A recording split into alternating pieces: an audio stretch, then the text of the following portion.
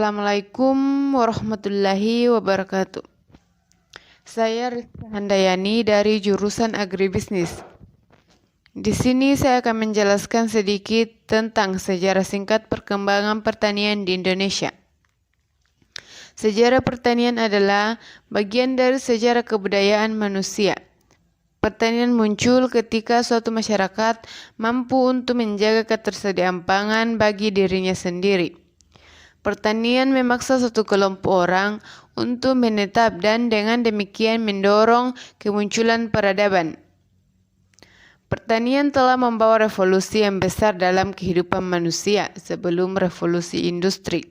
Bahkan dapat dikatakan revolusi pertanian adalah revolusi kebudayaan pertama yang dialami manusia. Kegiatan pertanian atau budidaya tanaman dan ternak merupakan salah satu kegiatan yang paling awal dikenal peradaban manusia.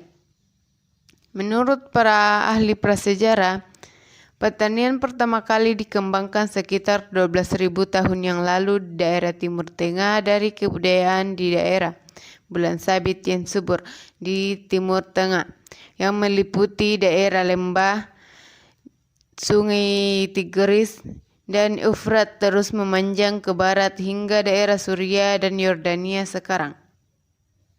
Bukti-bukti yang pertama kali dijumpai menunjukkan adanya budidaya tanaman biji-bijian dan polong-polongan di daerah tersebut.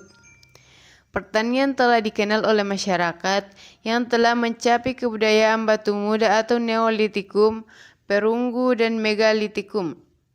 Pertanian mengubah bentuk-bentuk kepercayaan dari pemujaan terhadap dewa-dewa perburuan menjadi pemujaan terhadap dewa-dewa perlambang kesuburan dan ketersediaan pangan. Teknik budidaya tanaman lalu meluas ke barat Eropa dan Afrika Utara dan ke timur Asia atau Asia Tenggara. Bukti-bukti di Tiongkok menunjukkan adanya budidaya jewawut atau millet dan padi sejak 6.000 tahun sebelum Masehi. Masyarakat Asia Tenggara telah mengenal budidaya padi sawah paling tidak pada saat 3.000 tahun sebelum Masehi dan Jepang serta Korea sejak 1.000 tahun sebelum Masehi. Sementara itu, masyarakat benua Amerika mengembangkan tanaman dan hewan. Hewan ternak yang pertama kali didomestikasi adalah domba, 7.000 tahun sebelum Masehi, serta babi 6.000 tahun sebelum Masehi. Bersama-sama dengan domestikasi kucing, sapi yang mulai dikembangkan antara 6.000 hingga 3.000 tahun sebelum Masehi. Unggas mulai dibudidayakan lebih kemudian ulat sutra diketahui telah diternak 2.000 tahun sebelum Masehi. Budidaya ikan tawar baru dikenal semenjak 2.000 tahun yang lalu di daerah Tiongkok dan Jepang. Budidaya ikan laut bahkan baru dikenal manusia pada abad ke-20 ini. Budidaya sayur-sayuran dan buah-buahan juga dikenal manusia telah lama. Masyarakat Mesir kuno 4.000 tahun sebelum Masehi dan Yunani kuno 3.000 tahun sebelum Masehi telah mengenal baik budidaya hiperling, anggur, dan zaitun. Teknik budidaya tanaman lalu meluas ke barat Eropa dan Afrika Utara. Pada saat itu Sahara belum sepenuhnya menjadi gurun, dan ke timur hingga Asia Timur dan Asia Tenggara. Pada zaman Mesopotamia, yang merupakan awal perkembangan kebudayaan, merupakan zaman yang turut menentukan sistem pertanian kuno. Perekonomian kota yang pertama berkembang di sana dilandaskan pada teknologi pertanian yang berkiblat pada kuil-kuil, imam, lumbang, dan juru tulis. Tulang punggung pertanian zaman dulu terdiri dari tanaman yang sekarang masih penting untuk persediaan pangan dunia, gandum dan barley, kurma dan ara, zaitun dan anggur. Secara praktis, setiap tanaman kita sekarang telah dikembangkan pada zaman prasejarah, yaitu penjinakan dengan membawa beberapa spesies liar ke dalam budaya atau pengolahannya. Kedua, seleksi, yaitu penangkaran yang berbeda-beda dari spesies tersebut.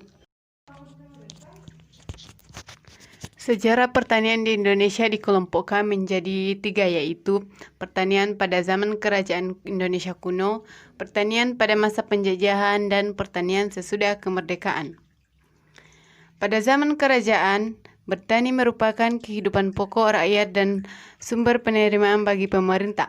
Penerimaan negara terutama terdiri atas pembayaran in natur dan jasa-jasa tenaga kerja penggarap tanah, di mana petani menyisihkan hasil panen dan waktu bekerja untuk keperluan pemerintah dengan pembayaran tersebut sebagai imbalan atas perlindungan pemerintah. Pada masa penjajahan Belanda, pada tahun 1930, pada saat pemerintah penjajah hampir bangkrut setelah terlibat Perang Jawa Terbesar atau Perang Diponegoro tahun 1825 sampai 1830, yang dikepalai oleh Gubernur Jenderal Judo mendapat izin khusus melaksanakan sistem tanam paksa dengan tujuan utama mengisi kas pemerintah jajahan yang kosong atau menutup defisit anggaran pemerintah penjajahan. Pada masa penjajahan Jepang, setelah menduduki Indonesia, Jepang melihat bahwa produksi beras tidak akan mampu memenuhi kebutuhan. Oleh karena itu, perlu dilakukan perluasan areal persawahan guna meningkatkan produksi beras. Meskipun demikian, produksi pangan antara tahun 1941 sampai 1944 terus menurun.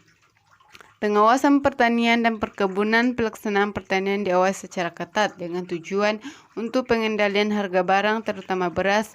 Hasil pertanian diatur sebagai berikut: 40% untuk petani, 30% harus dijual kepada pemerintah Jepang dengan harga yang sangat murah, dan 30% harus diserahkan ke lumbung desa.